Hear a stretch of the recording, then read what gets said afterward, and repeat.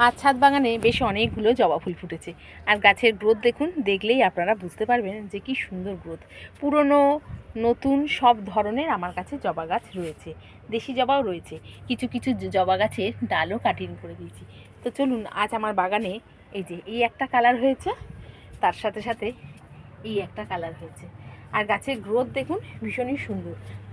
জবা গাছ যেমন আর 5টা গাছের যত্ন করি, সেই রকম কিন্তু আমি আমার জবা গাছেরও যত্ন করেছি। তাতে ফুল হচ্ছে ঠিক এই রকম সুন্দর। প্রত্যেকটা গাছে খুব সুন্দর সুন্দর ফুল হচ্ছে।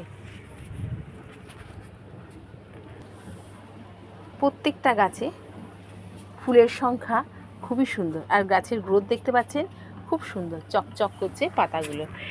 কিছুই না, আমি যেটা দিই সেটা হচ্ছে মাছের জল। মাছের জল এখন নতুনভাবে তার নামকরণ হয়েছে ফিশ ফার্টিলাইজার। কিন্তু এই জিনিসটা আমি দীর্ঘদিন ধরে আমার গাছে দিয়ে আসছি।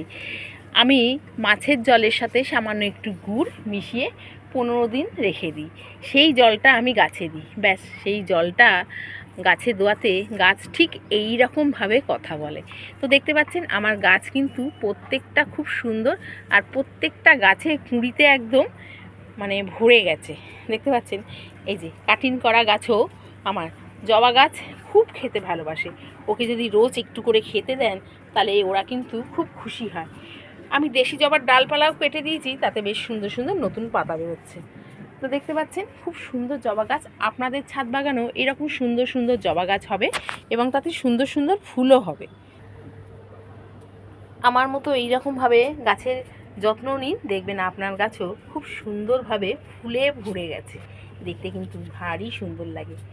চটপট তালে রেডি করুন আপনাদের রান্নাঘরের ফেলে দেওয়ার জিনিস, মাছের জল, তার সাথে সামান্য একটু গুড় দিয়ে 15 দিন মতো পচাতে দিন। সেই জলটা তারপর একটু জলের সাথে মিশিয়ে গাছের গোড়ায় দিয়ে দিন, দেখবেন আপনার গাছ কথা বলবে। তাহলে বন্ধুরা, আজকে এইটুকু, টাটা।